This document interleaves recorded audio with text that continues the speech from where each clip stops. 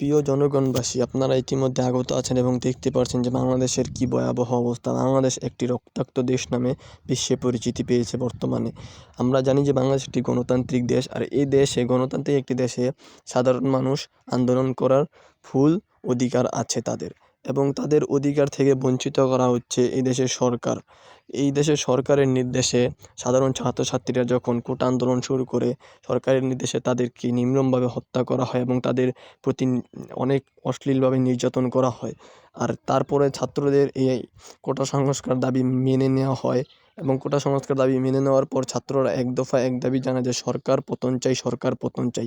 কারণ যে সকল ছাত্রছাত্রীরা আহত নিহত হয়েছে তাদের বিচার করা হয়নি, তাদের জন্য সুশাসন এবং সুলভ্যপূর্ণ বিচার করা হয়নি।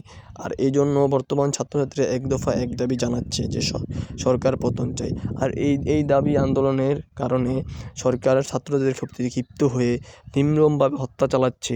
আপনারা যদি কেউ এই নিউজটা দেখে থাকেন, আপনারা দেখতেই পারছেন ভিডিও ক্লিপে যে কীভাবে মানুষ আন্দোলন করছে, আর এইসব মানুষদেরকে নির্মমভাবে হত্যা করা হচ্ছে।